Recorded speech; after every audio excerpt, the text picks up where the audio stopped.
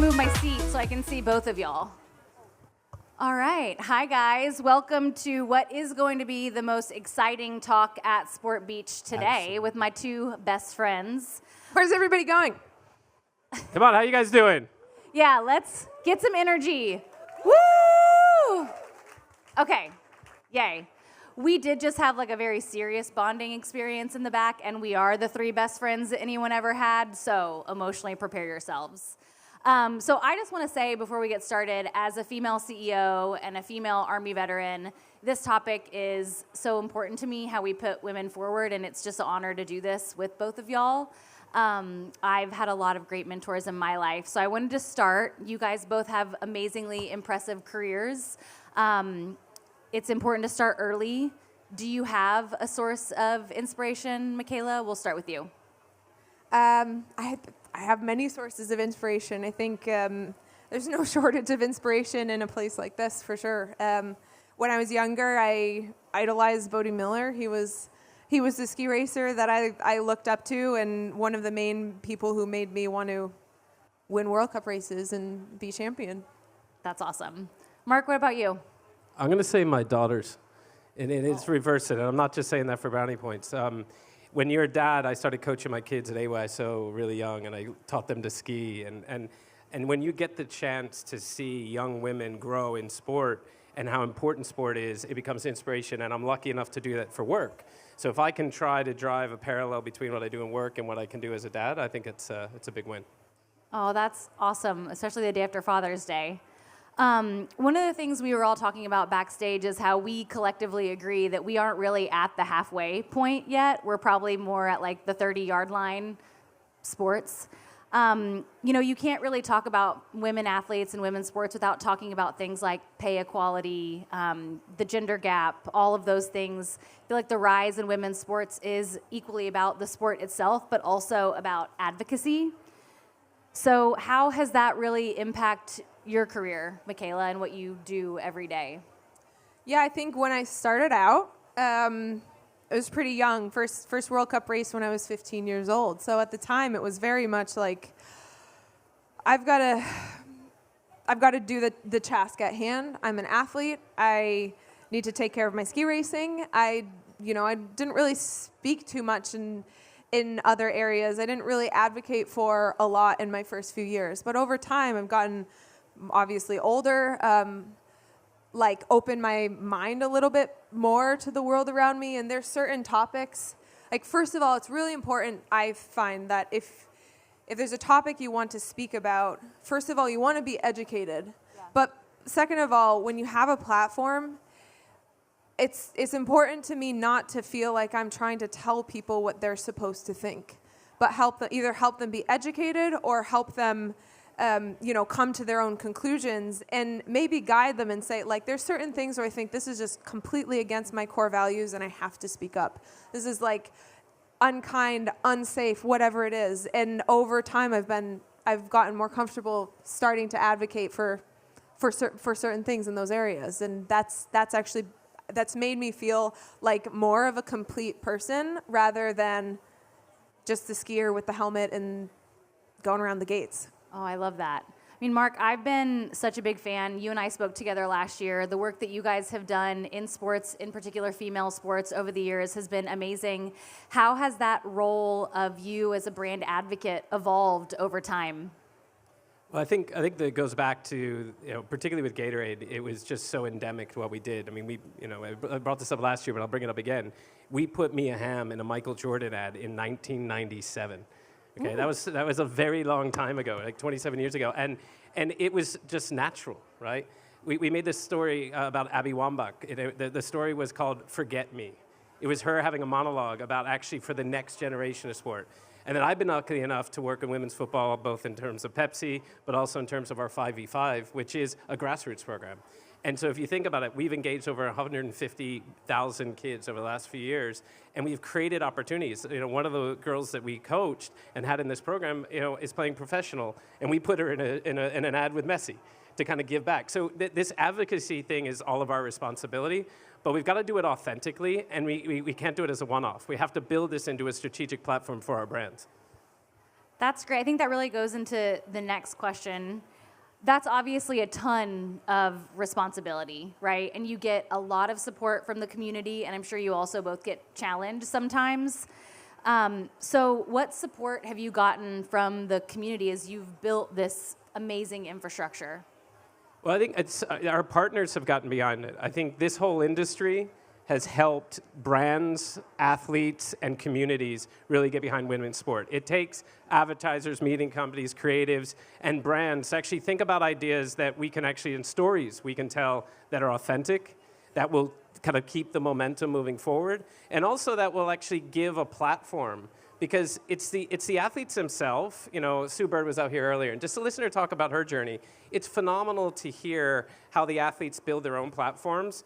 But athletes, without the support of industry, without the support of brands, are only going to have, you know, such a strong voice. You know, we talk about, you know, we're also sponsored with Caitlin. We sponsor across many sports.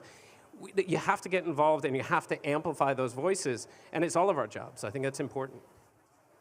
Yeah, I mean, I would say, you know, if you talk about support versus challenges, the greatest support that we face or that we have is really kind of the gift of being allowed to be yourself and to dive deeper into what that means to you and be more self-aware and to learn, to have permission to learn about yourself as you're doing the sport and as you're working into business and philanthropy and the different areas that you want to explore just as a human beyond an athlete.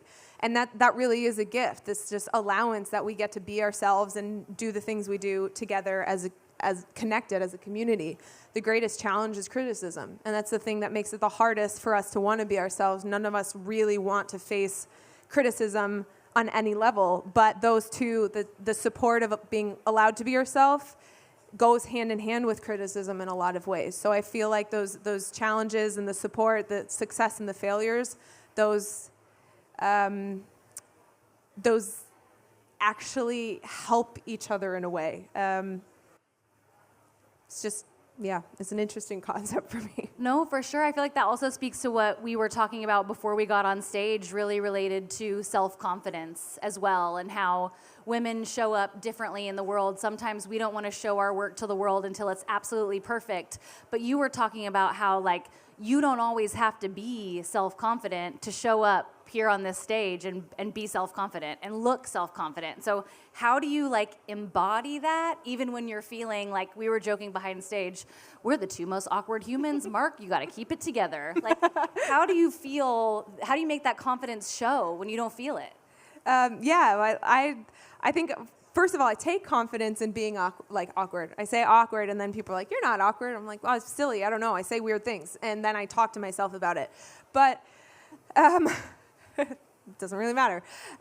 Like that. And now we're going, and we have running out of time. That's exactly what Mark was dealing with backstage. Yeah, Keep yourself is confidence. Yeah.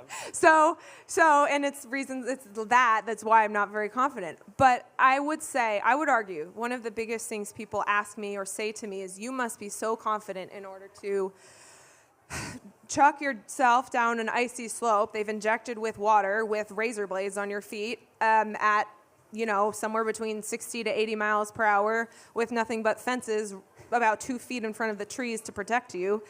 And you kind of think about it and you're like, I'm actually not that confident, so I'm not sure why I do this at all.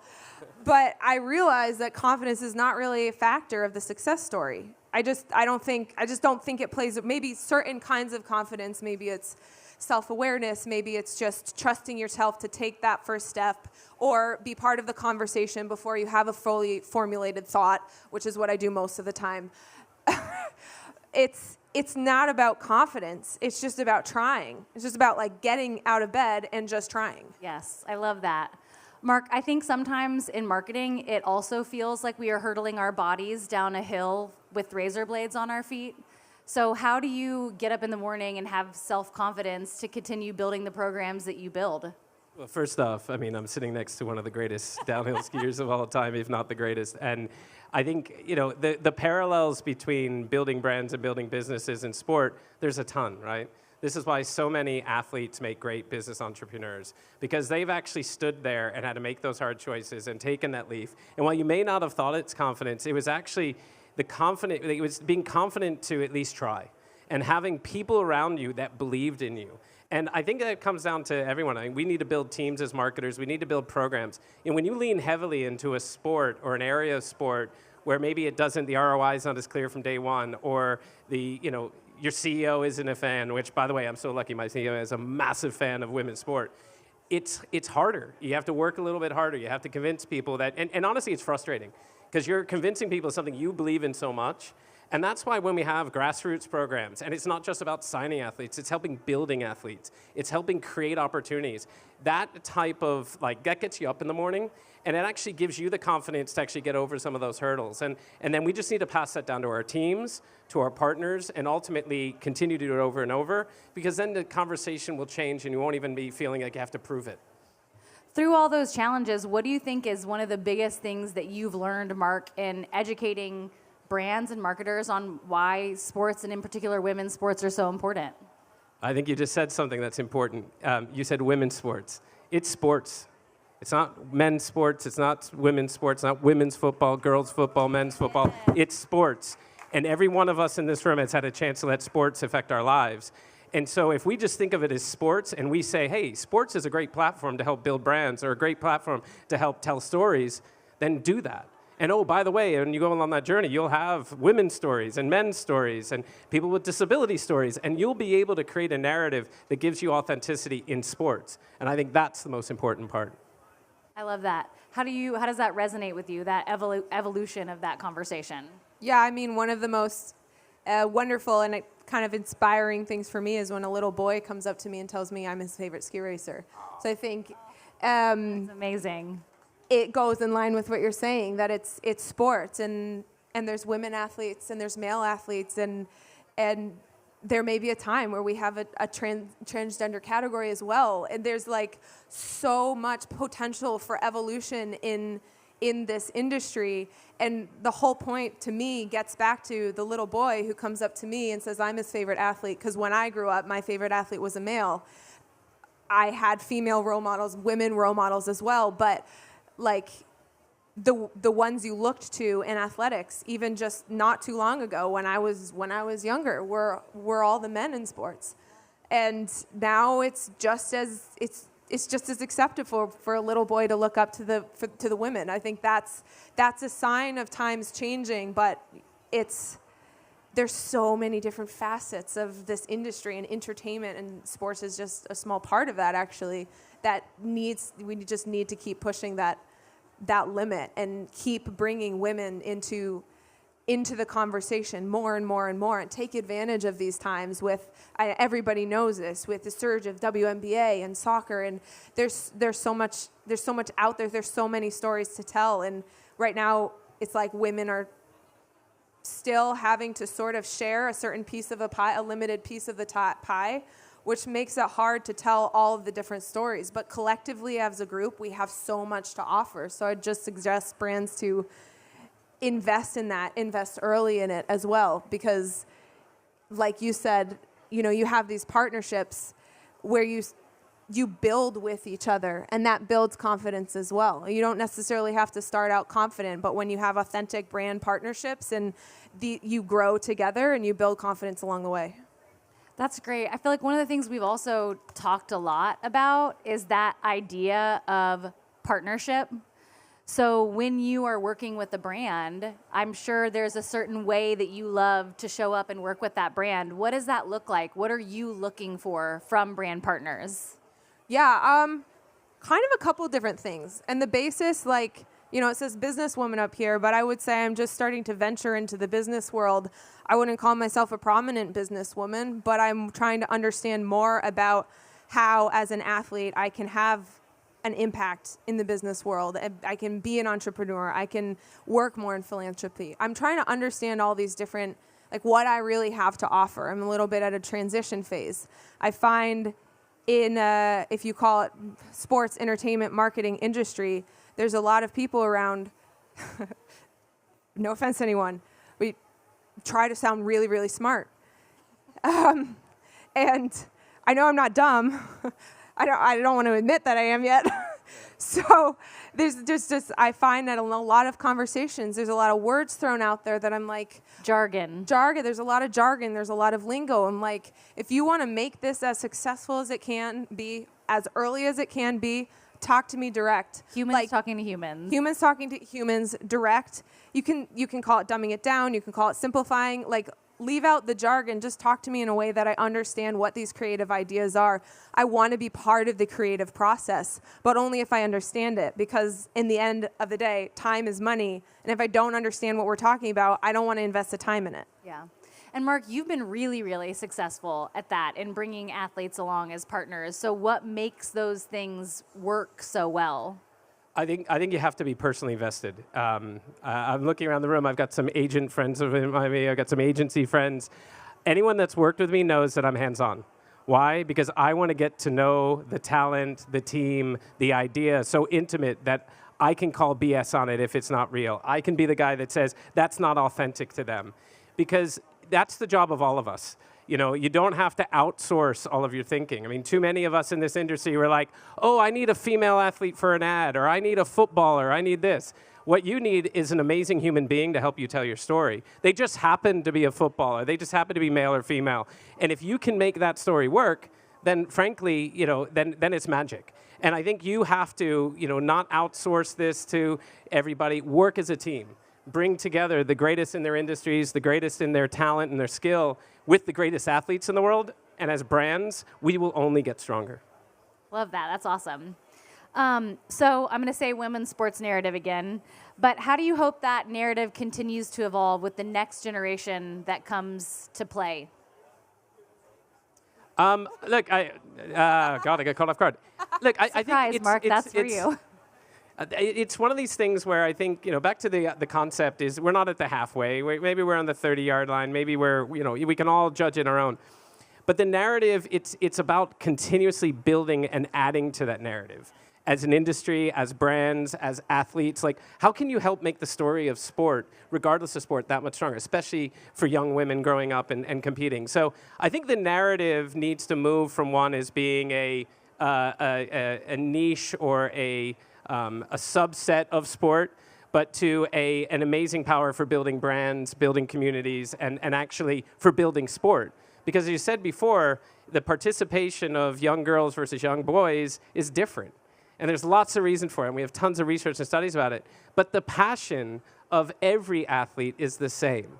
And I think if we can tap into that, we can build that into our narrative at a professional level, at a grassroots level, and then help those stories. You know, we have people in this room, I mean, the billions of advertising dollars, hundreds of billions of advertising dollars that is on this beach. What we can do to help take that narrative is so powerful. We just need to step back and ask ourselves is how can we authentically tell it? Yeah, I would agree. There's a lot of investment potential around here in this room, on this beach. I think this idea that playing it safe by spending less or going with what you know or telling stories that have been told that you know were successful once is not actually playing it safe. There's so many examples out there to suggest that betting bigger and helping build something authentically, investing more has so much more potential for big payout. So if you're looking at the bottom dollar as well, you're not playing it safe by just paying less and hoping as you do that, you'll just keep losing money. Like right now, we need to be in an investment phase where we bring more coverage, more viewership, more opportunities, better facilities, more visibility. And we talk about that a lot. If you can see her, you can be her, right? But that investment over probably the short term as well, but at least medium and long term is going to have a bigger payout. And I would like to see it as this exponential growth curve, not a linear thing that's going to take 200 years to reach gender equality. Like 8 years ago, I was here and I heard that in some business panels, like, what the hell? Sorry. But I would like to think that's not actually the case. And the more we invest into it, the more we actually have the power to shift that into more of an exponential curve.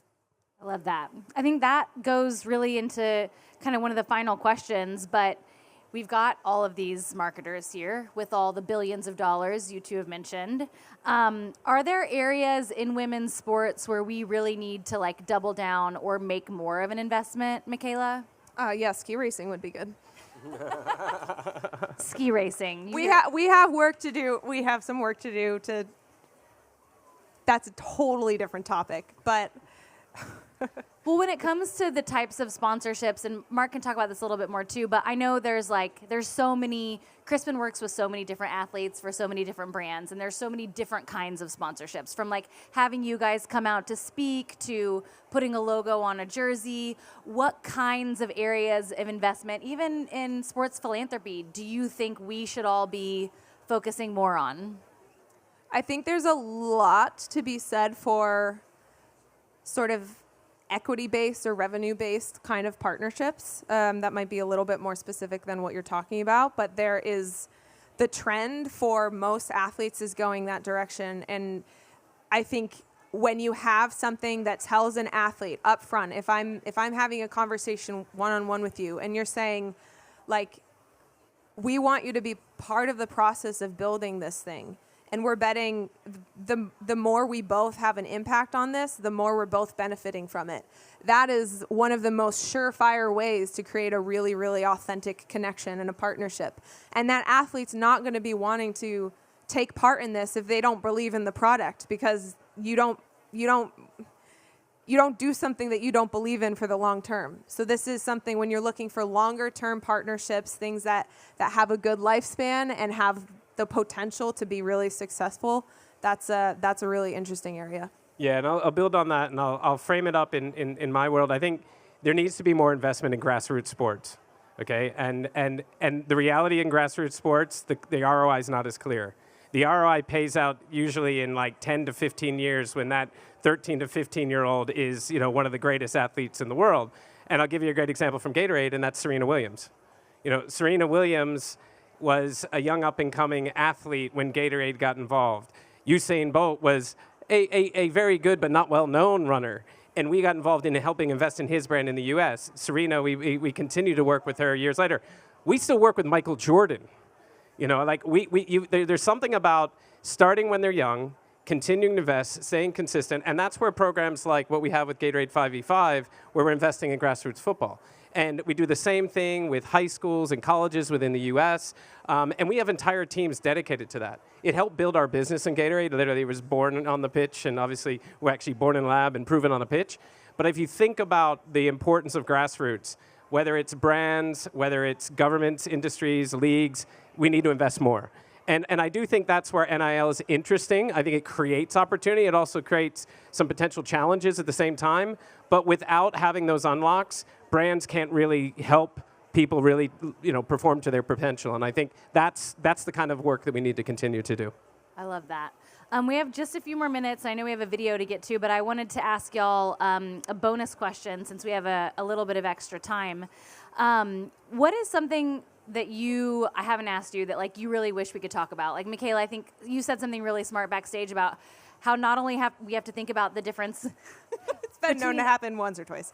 The difference between athletes, but also how it's important to think about creators and influencers and also athletes as part of your marketing suite too. So talk to us a little bit more about that. Yeah, well, we see a bit of a surge in women's sports right now, at least in certain industries. But I find, I don't know what the research is, but I feel like there's also a surge in sort of the creator, brand, influencer style of partnerships, and a lot of brands that I've done work with in the past are moving more towards creator influencers, and it's puzzling to me because I'm like, there's a place for all of us, but I think you need to, yes. I would suggest to find a balance. I think what athletes have to offer is truly authentic. It's this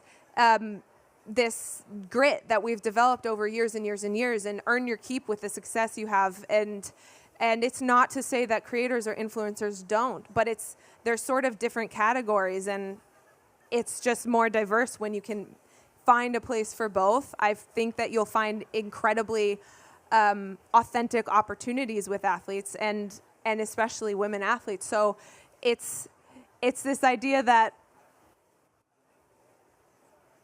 strike a balance between those two that can provide good partnerships. Yeah, I think that's a great point, and it is about striking balance, but it's also being clear on what their role is, right? If you think about it, influencers and content creators are just more, call it, in some cases, relevant or more targeted storytelling that they can do very authentically in their platforms, in their channels.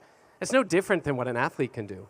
And in fact, athletes probably have even more authentic stories and can actually give you a level of credibility that, you know, paying an influencer to create a content on your behalf may not have. You do need both, but I think you have to be careful not to go too far on the influencer story to tell those really, you know, impactful, powerful, and meaningful stories around sports, because the people who can tell the best stories are the one who's done it their whole career.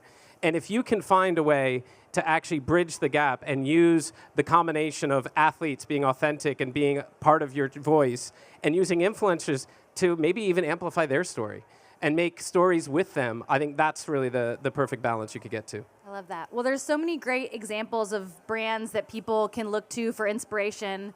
Mikaela, do you have any brands that you feel like are just really nailing it right now in terms of women's sports? Oh my goodness. Putting you on the spot. I can think of one or two. Gatorade. You go first. Me go first. Okay. We'll be here for a while. All right, I'll go first, and obviously I'm going to say Gatorade, but I'm going to move on from that. Look, I think it was listening to the people, like what Nike did with Caitlyn is ridiculous, right? Like, you know, you break it, you own it. Like, who copywrote that? Like, that's just ridiculous, right? If you look at what Adi has done, if you look at, I think some of this is what endemic brands have done. It's, I'll call it easier, it's more relatable, it's more authentic. But then you have to look at Dirt is Good. Okay, like I know Tati, I don't know if she's here, but Tati from Unilever is going to be talking here. Dirt is Good. I'm an Arsenal fan, and they created this piece with Saka, which is so built on an insight, and I've done that to my kids. I washed a signed kit. They even gave a Serena Williams ball to our dog. You know, so you can tap into an insight and tell a really relevant story. If I said laundry detergent in sport, you'd say, huh? But what they have done through Dirt is Good and what that team has done is phenomenal. So if you can come back and see Tati speak, it's phenomenal. Love that. Oh my gosh. I feel like there's so much that I've seen that has been really inspiring. I would agree with everything you said. I love almost every single thing that Adidas has done with athlete partnerships. Anything that's based on telling stories. I also love what the Players Tribune has done in a lot of areas in the media world to tell these stories of athletes, but that's been incredible. Yeah, anything based on really helping to share the personality of the athletes behind the athlete. That's incredible to me. Well, I think, Mark, you have a really amazing video to show some great examples. Yeah, thank you. And just something I want to, doing that point of really tapping into athletes, a piece of work we did about 3 months ago, it really taps into a couple of the topics we talked about. One, confidence, a program that we built really about building confidence in young athletes. Two, about leveraging real stories from athletes. And three, about having educate and inspire the next generation. So with that, roll the film. And guys, thank you so much for giving us a chance to talk to you. Thank you, guys. Thanks. Well, it started when I went to the barber's and got my hair cut off, like a boy's. It meant nobody even noticed that I was a girl. And that's how I could play with the boys' team. I had to be called Ray instead of Rachel. But I didn't mind. Eventually, they wouldn't let me play with them anymore. But I didn't let that upset me. 'Cause I knew that I was the only one that could make me stop playing football. Ray was me, but felt free. I didn't want to give up, although there were moments that were tough, but the game drove me on. I made my debut at 17 in an England kit, which was an extra large men's kit. Pretending to be a boy to play football is not just my story. A lot of girls have resonated with that. I also cut my hair really short, felt I got treated quite differently. I don't know, I get emotional speaking about it. As women, you're always up against some sort of barrier. We've got to give them the confidence that their voice matters. Coaches play a massive part. They'd always say girls football. Why aren't you saying it's boys football? Kind of devalues you as a person. Exactly. There were times I wanted to stop football. As a girl, all eyes are on you. You need to impress to stand out. I think there's definitely some recklessness in being young. And now sometimes I feel myself shutting down. When you were younger, if you had a female coach come in, do you think that would have given you more confidence at that age? 100%. It's the only one that could make me stop playing football. It's clear that what really pushed her forward was the fact that she knew within herself that she could do it. It wasn't fair, and still not really fair now, but that fire in her stayed lit, and if people try and take your fire away, you've got to make it brighter. Let it thrive.